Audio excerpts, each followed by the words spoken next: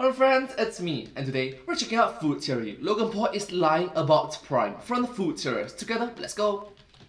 Almost exactly 1 year ago, massive YouTubers Logan Paul and KSI joined forces to launch Prime, a sports drink brand that's coming after the likes of Gatorade and Powerade. And now, almost exactly 1 year later, this stuff is everywhere. It's in stores. I don't think you're gonna see this coming. Look at this. No! God damn it, man! It's the official drink of the UFC. It's in almost every YouTube short that I get recommended. Prime. This stuff even got itself a Super Bowl commercial. Hold on, rewind that back. Is that Markiplier? Markiplier! Damn it. I guess I gotta try it. Hello, Internet. Welcome to Food Theory. Hello Internet, welcome to food theory! Hi! Where red hot drinks get cold hard facts. And let's just cut right to the chase with this one. Prime is massive and is currently on track to be the most successful creator startup brand ever. In its first year, it reportedly has earned $250 million in revenue. Now, it's always important to remember that revenue is very different from profits and that those sorts of numbers can be the result of a lot of different factors, so take all of that with a grain of salt. But to give that $250 million some context, Mr. Beast's Feastables chocolate brand reportedly had $10 million in sales its first year. Any way you slice it, the numbers here are eye-watering. Here's the thing though, I don't buy it. Something's not right about all this. Don't get me wrong, I'm normally eager to celebrate the success of any creator-led business, but Logan Paul, for some reason, I just get a little suspicious of things that he puts his name to. Not really sure why. Today, we're investigating Logan Paul's cryptos. Coffeezilla! A game that made millions but never worked. I'm moving to Puerto Rico. I feel like people are wondering why Puerto Rico, right? Taxes. It's one vertical. It's a big one. We found a dead body. Ah, gosh. I want to apologize to the internet. Yeah, can't quite put my finger on it. Just a hunch, I guess. So today, I just like it that MatPat was being so sarcastic. It's like, yeah, quite sus, but I don't know why it's so sus. I wanted to take a closer look at Prime to see if it's really the wonder product everyone's making it out to be. Is this the next major thing in sports hydration, or is it yet another Logan Paul get-rich-quick scheme? Spoiler alert, it's a little bit of both, actually. So the thing that I've been seeing crop up again and again have been videos like this, where Logan compares popular sports drinks to Prime. Prime versus Gatorade, Prime versus Red Bull, Prime versus Liquid IV. Alright, we're going bottle for bottle. These are all facts. And every time it seems like it's a win for Prime. Then again, I suppose if it weren't, the video wouldn't exist in the first place, you know? So anyway, I wanted to zoom in on one of these stat battles to see if there's any truth to Logan's pitch. The one I want to focus on is against Prime's biggest rival, Gatorade, the granddaddy of sports beverages. And immediately, without any words even leaving his mouth, there's a red flag. The bottle difference. Off the bat, Logan is using Prime's 500 milliliter bottle, and he's comparing it against Gatorade's larger 591 milliliter bottle. So when he says things like this, Gatorade has 36 grams of sugar in it. sure, it might be true, but that's also talking about a bigger serving size. It's something that Logan even calls out later in the video, And a bigger bottle. but then doesn't correct the math for. So you know what? I'm gonna do exactly that. I'm gonna compare the two drinks milliliter for milliliter rather than bottle for bottle like he does. He starts off with sugar, so we're gonna do that too. 36 grams for Gatorade versus 2 for Prime. That'd be 60 milligrams per milliliter for Gatorade and 0.4 milligrams per milliliter for Prime. Victory for Prime, right? Well, don't call this one just yet because he's not making a truthful comparison here. For the Gatorade, the 36 grams he's pulling is from the total carbohydrate number on the nutrition label, but for Prime, he's pulling the total sugars amount, a lower subset of the total carbs number. If he were truly comparing the two drinks fairly and correcting for the volume of liquid, it'd be 28.7 grams of total sugar in Gatorade versus 2 in Prime. Still a win for Prime, and still by a wide margin, but at least the numbers are accurate and fair rather than artificially skewed. Next up, calories. Gatorade has 140 calories. Look at that. Prime only has 25. Yeah, this is accurate. The higher sugar content is really propping up Gatorade's number here. Comparing per milliliter, Gatorade's looking at 0.25 calories per ml versus Prime's 0.05. Prime is literally a fifth of the calories once you normalize the data. Last but certainly not least, the biggie, the stat that seems to bury Gatorade. We're both electrolyte drinks. Gatorade has 350 milligrams of electrolytes. Prime doubles it with 825 milligrams of electrolytes. That is a massive difference. Literally a 2x difference. But 2x of what exactly? What do those numbers actually mean? Like, Gatorade has been the go-to sports drink for decades. How could this newcomer just swoop in and dominate so completely? This too set off a lot of red flags for me. Too good to be true, right? Clearly something's gotta be wrong here. Well, let's start with the basics. The first thing that Logan says, they're both electrolyte drinks. What's that mean? Well, a sports drink, otherwise known as an electrolyte drink, is legally defined as any non-alcoholic beverage containing electrolytes or glucose that's intended to be consumed in order to replenish electrolytes that are lost during exercise. Quote-unquote sports drinks don't require FDA approval, so they won't include any kind of special labeling unless they have caffeine. So in general, this category is pretty darn broad. As far as I can tell, there doesn't seem to be any sort of minimum requirements for electrolytes, calories, no calories, sugar, vitamins, anything else. The definition is largely marketing based, which is why when you walk down the sports drinks section of the grocery store, there's a huge range of options with vastly different ingredients. Based on the loose definition that does exist though, safe to say that Prime qualifies as a sports drink and that having electrolytes has a lot to do with it. But that then begs the question, what is an electrolyte? When I first started writing this episode, I thought I had a rough idea, but I wasn't totally sure. It's just one of those words that gets tossed around a lot when you see the imagery of a sweaty Michael Jordan guzzling down a Gatorade or a football coach getting the whole water cooler dumped on him. But chemically, what are they and why do you need them when you're playing sports? Well, at the basic level, electrolytes have the word electro in them, which is exactly what it sounds like, electricity. Electrolytes are charged molecules, meaning they can either have a positive or negative charge, and as a result, they play a big role in transporting things around your body. There are only 8 electrolytes that are typically listed in foods: sodium, potassium, chloride, phosphorus, calcium, magnesium, and bicarbonate. Most of which probably sound somewhat familiar because you've been hearing about them since the 90s when they tried to make SpaghettiOs look healthy. In general, electrolytes are responsible for helping your brain fire off messages between neurons, helping your cells produce energy, and regulating the amount of fluids in your body. When it comes to exercise, they also help regulate the contraction of all your muscles, meaning that if you lose too many electrolytes, your body physically can't send off the electrical charges it needs to flex your muscles anymore. And it turns out that when you exercise a lot, you lose a lot of electrolytes in your sweat. You see, since a large percentage of your body is water, and electrolytes are polar charged molecules, they move around really easily in your watery bloodstream, and they end up getting squeezed out the other end of your pores when you're getting sweaty with your best bros. The idea of drinking a sports drink instead of just water is that when you're exercising intensely for long periods of time, you're losing so much water that you're actually washing the electrolytes straight out of your system, and you're gonna start feeling tired and sluggish without those things. But how much are you really losing here? A few drops of Gatorade on the brow isn't gonna be needing a 20 ounce of Gatorade and hundreds of milligrams of electrolytes, right? Well, not so fast. Of course, all exercise and water loss is gonna be totally dependent on your body, your exercise routine, your environment, but in the case of serious athletes, we're not talking about a little sprinkle. In Carl Gisolfi's article, Water Requirements During Exercise in the Heat, he notes that while exercising in the heat, the body can lose as much as 3 to 4 liters of water every hour. That is almost a gallon. And you can lose more than that over the course of several hours.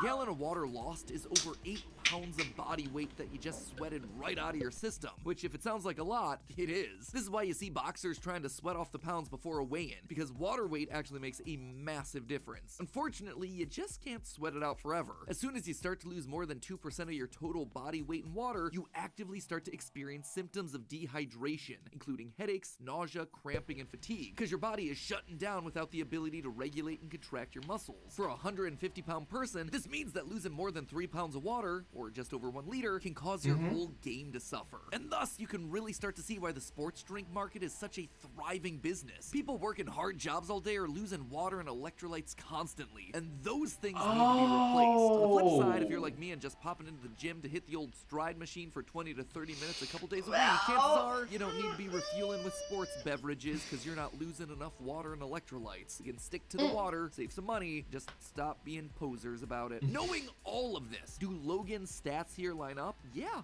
kinda. If anything, he's underselling Prime in this category, which seems incredibly sussy for a guy like him. He's MatPat was like, why? A bit sus, but why? says Prime has 825 milligrams of electrolytes, but according to my calculation, it should be 835. 700 milligrams of potassium, 124 of magnesium, and 10 of sodium or salt. Gatorade, meanwhile, is exactly what he says it is. 270 milligrams of sodium and 80 of potassium for a grand total of 350. To recap, well, yes, some of the comparisons were biased in Logan's favor. When I normalized the data, Prime still won. Am I gonna have to give the dub to Logan? Ooh. No, not yet. Maybe the difference isn't nutritional here. Maybe it's all taste-based. Maybe the flavor of these things sucks. To know for sure, I bought every flavor of Prime, and then every other sports drink on the market with similar flavors. In total, we had 52 drinks spanning Prime's 7 core flavors, though, to be fair, some categories were more contested than others. We then set up a series of blind taste tests to see which brand would come out on top. All right, Josiah, thanks for joining me here on Food Theory. We Hi, Josiah. have a selection of basically every sports beverage that I can find at like the 3 local grocery stores, and I need you to go down the line and just tell me which is your favorite and what is your least favorite, please. Okay. Okay? Wow. That one tasted a bit saltier, actually, than these other two. My top was B. And my least favorite was D. C was my second favorite. Whoa! Okay. You just picked Prime. Hi, John. Oh, sorry. Hi, FNAF. Hi. Ooh, that one has a good aftertaste. That's really fruity. Ooh, actually the aftertaste sucks. This one's bad. That one's about the same, but a little fruitier. C's the best one. As a true American, I need my high fructose corn syrup. So, You, sir, just picked Prime. Prime! Wow. Hi, Tom. Hi. That's weird. What's that reaction? That's like that feels like salty, immediately salty. Again, oh, that's wildly different. That is, I wouldn't have said that was orange if I didn't know that was orange. I can tell you my worst two. D and F. D and F, okay, your worst two. Yeah, absolutely. Best, A and C. I think will be my top 2. Okay. The one that you said is wildly different from the others, but really flavorful. Yeah, E. That is Prime. Oh. Yeah, that's Prime. Yeah. Okay, because it's like, it wasn't bad. Like I say, I think F and D were worse from a flavor perspective, but it was just really odd. So I want to get on the action Oh, hi, Matt. Hi, MatPat. as an extra test subject, so I'm not involved with any of these from here on out. Ooh, much stronger.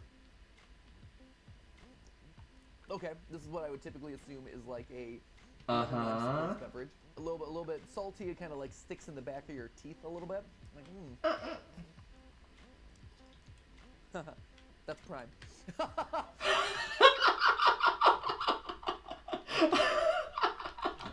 I can almost guarantee, based on how these flavor profiles have broken down, the thing that always has the densest, strongest flavor seems like it's always Prime. Oh! Oh my gosh, MatPat might be correct. My favorite is F. That would in fact be Prime. I knew it! Ah. I knew it! Hi, Steph. Hi. I like this one. Oh, yuck. Oh, yuck. Okay, so this is like if you just took a really sweet, flat drink and then you added oregano to it. So there's a slightly herbal flavor on the back, and I don't mean herbal like something nice that you'd want to drink. I mean like something that you'd add to spaghetti sauce. It was close for the one that I hated the most. I think I've got to go with G. It is a unique moment when I feel like I'm drinking part of like maybe my own stomach acid in a sports drink. So we're gonna peg that one as the worst, followed closely by I, to be honest. Interestingly, no sugar flavors tended to rank higher than any fully sugared brands, with Powerade Zero being the overall winner with the consistently highest rankings across the board. That said, no one brand dominated every flavor category, and while Prime didn't win Case in point, people are just different. everything, it certainly did win a few, with an especially strong performance in Tropical Punch. In general, it was consistently well received. The only problem was that it was just much sweeter than any other sports drink brand. The other drinks tended to have flavors that felt thinner, a bit closer to water. Prime, meanwhile, was a lot like Kool-Aid or Pedialyte, a stronger, denser, more syrupy flavor, which in turn made it feel, at least to me, heavier. Because of how dummy thick the flavor was, it wasn't really something that I, or the rest of the team, would actively reach for to recover from a workout. But just as a flavored water to drink around the house? Yeah, that'd be great for that. Even after the taste tests, there was something that I couldn't quite kick. All the other sports beverages did taste fundamentally different from Prime. They all had a slightly muted flavor, even sometimes a salty flavor. And yet here was Prime tasted like a melted lollipop. How? How was the one drink with the least sugar content the one that tasted so much more sugary than the rest? And why did it have a fundamentally different flavor than all the other sports drinks? Again, something felt off about this. Something keeps feeling off about this stuff. What is it? So I just love it that MatPat is like, with all this evidence, but it's still surprisingly sus.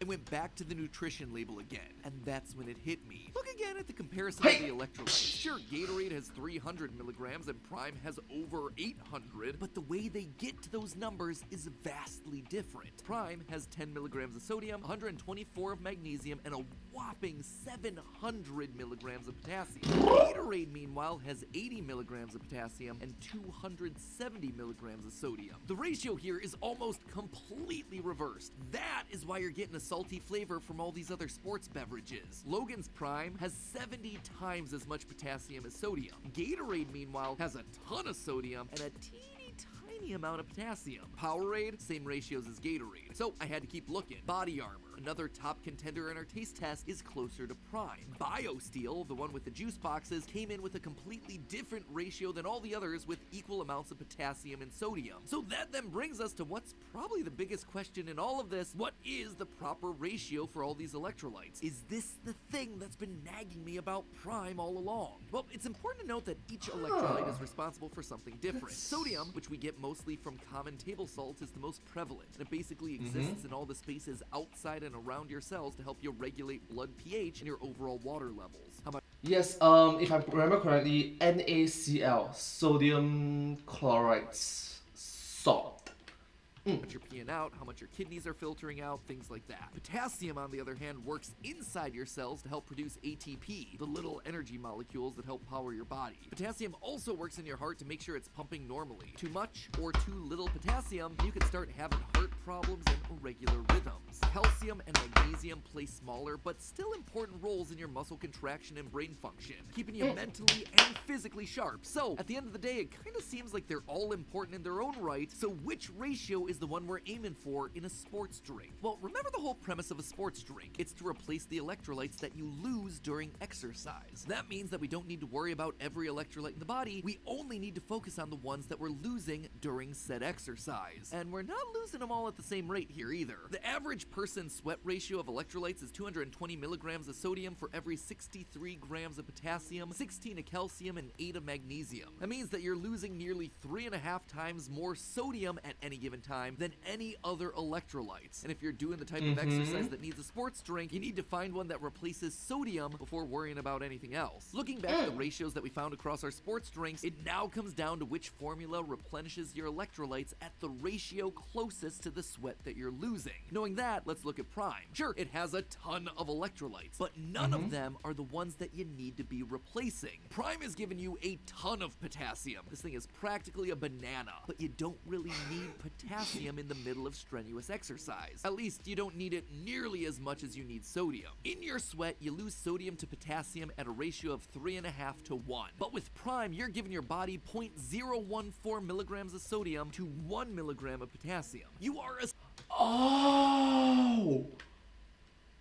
Oh, so that's the reason why MatPat made this video. It's like, bro, the needs is different from the wants.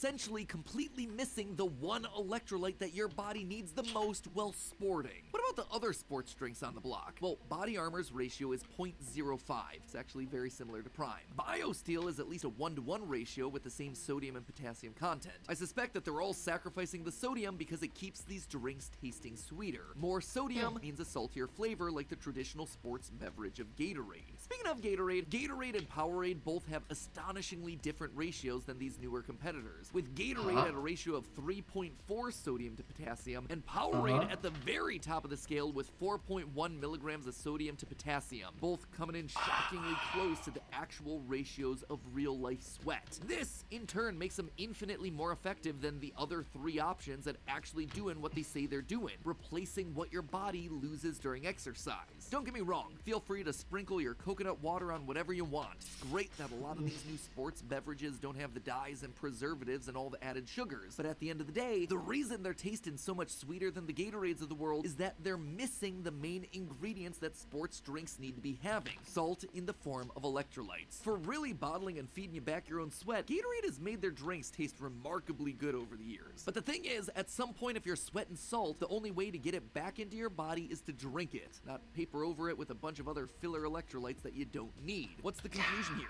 Honestly, that the definition of sports drinks and rehydration beverages are just too broad and ill-defined. If you're looking to replace sweat in your body, you need something with more sodium, something that Prime does not deliver on. That said, it's not like Logan is pulling a scam here or anything. He is delivering on exactly what he says he is: a drink full of electrolytes, more than any other sports drink in the space. But electrolytes aren't equivalent. They don't function the same. The formulation of Prime is fundamentally delivering a different product than the Gatorades and Powerades of the world, which in turn allows it to taste less salty while still competing in the same broad category. My personal concern is that other brands, seeing the threat to its consumers, might change their more scientifically accurate formulations to better compete with the increasing threat and better taste of Prime, something that I suspect will end up being a net negative for the entire sports drink market. Honestly, there's no comparison. You know what, Logan? For the first time, I think we can actually agree. But hey, that's just a theory. A food theory. Bottoms up. And hey, if you're thirsty for more content, crack open the video on the left where we show you how you can tell the temperature of water just by listening to it. Or if you're looking for more sporty content, chug our style theory on the right, where I talk about these crazy oversized sports hats and how they're the next big thing in fashion. Well, let me just go back for a while first. There was the meme at the back. Let's take a look. Or if you're looking thirsty for more, think we can actually agree. But hey, the official sports drink when I was a kid, water from a hose. That's true. That's water from a hose. It's like, you want water? Pia! What is the comment section saying about this video? Okay, I find it hilarious how MatPat, usually trying to be neutral and or encouraging party, absolutely draw a line at Logan Paul.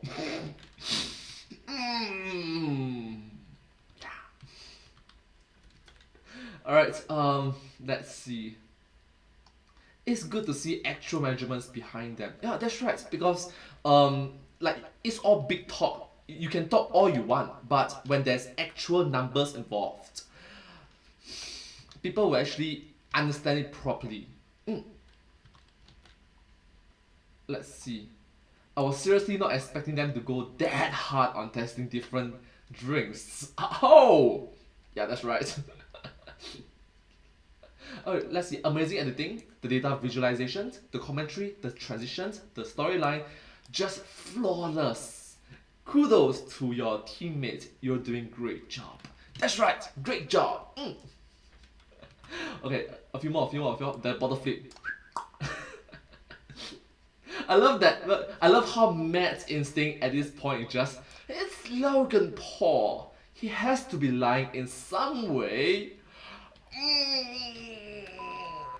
Anyways, thank you all so much for watching this video. But hey, that's just a theory. A food theory. Bottoms up. And I hope to see you all in my next video. Thank you so much once again. Please remember to like, share, and subscribe to my channel, and comment down below if you have any share bars. Don't forget to follow my channel. I hope to see you on my next video. Kaboom! Thank you.